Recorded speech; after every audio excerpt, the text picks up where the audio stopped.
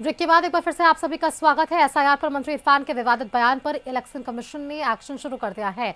मामले में चुनाव आयोग ने एक्शन टेकन रिपोर्ट मांगी है और चुनाव आयोग ने झारखंड के सीईओ के रवि कुमार से इसके लिए रिपोर्ट मांगी। आयोग का मानना है कि मंत्री इरफान का बयान एसआईआर प्रक्रिया को बाधित करने वाला है। इरफान ने जामताड़ा में कार्यक्रम में लोगों से कहा था कि बीएलओ अगर वोटर लिस्ट से नाम काटे तो उसे घर में बंद कर दे। हालांकि इस बयान पर बढ़ते विवाद के बाद मंत्री इरफान अंसारी ने यू टर्न ले लिया और कहा कि मैंने फर्जी बीएलओ के बारे में कहा था। मैं एक सरकार का अंग हूँ। बीएलओ हमारे पदाधिकारी हैं। निश्चित तौर पर निष्पक्ष चुनाव आयोग तो हमेशा जांच कराते ही रहता है। वोटर लिस्ट में नाम तो चढ़ते रहता है। ये संवैधानिक प्रक्रिया है। वो तो उसमें मना कौन कर रहा है? हाँ, लेकिन नकली लोग अगर आएंगे तो मैंने मना किया तो कौन सा पाप कर दिया? तो इसको बेवजह तूल दिया जा रहा है। ऐसी कोई बात नहीं है। हम जानते हैं बढ़िया से। और आज भी मैं कह रहा हूँ कि जो लोग नकली लोग जो घूम रहे हैं, जनता से अपील कर रहा हूँ कि आप लोग सचेत रहिए। कहीं कोई अगर फर्जी लोग आता है आपके पास तो आप लोग मुझे संपर्क कीजिए। इधर जेएमएम ने मंत्री इरफान अंसारी के एसआईआर को लेकर दिए गए विवादित बयान से किनारा कर लिया।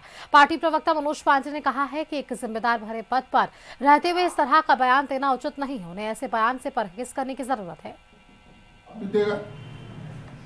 नोटिस मिला, मैं समझता हूं कि वो एक मंत्री पद पर हैं, जिम्मेवारी से भरा हुआ बयान देना चाहिए उन्हें। और जो बयान दिया है उस पर सफाई मांगी गई है। अखबारों में मैंने देखा उन्होंने सफाई दी है कि हमने फर्जी बीएलओ के लिए ये बातें कही थी। तो वो अपनी बातें उचित फोरम पर रखेंगे, लेकिन हमारी पार्टी का मानना है कि जिम्मेवारी भरे बयान होनी चाहिए जो जिम्मेवार पदों पर है, और उन्हें थोड़ा परहेज करना चाहिए इस तरह की बातों से। और आगे मुझे लगता है वो नोटिस का जवाब देंगे, और बेहतर तो जवाब वही दे पाएंगे जिन्होंने बयान दिया। एसआईआर पर इरफान अंसारी के विवादित बयान पर कांग्रेस प्रवक्ता राकेश सिन्हा ने बयान दिया। कहा है कि मंत्री ने फर्जी बीएलओ को लेकर इस प्रकार का बयान दिया था और इसका अनर्थ नहीं निकाला जा सकता। इरफान अंसारी जी ने साफ शब्दों में ये कहा है खुद कि उनको जनता के द्वारा यह कंप्लेन मिल रहा था कि उनके क्षेत्र में फर्जी बीएलओ बन करके लोग जनता को यह डरा रहे थे, धमका रहे थे, उनसे उगाही करने का काम कर रहा था कुछ लोग।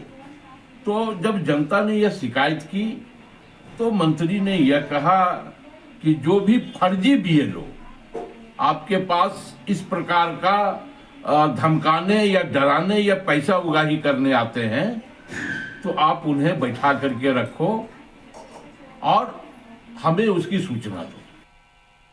इधर बीजेपी प्रवक्ता प्रतुल यादव ने मंत्री इरफान अंसारी के बयान को दुर्भाग्यपूर्ण करार दिया है। उन्होंने इस पर प्रतिक्रिया दी है और कहा है हेमंत सरकार पर भी उन्होंने निशाना साधा।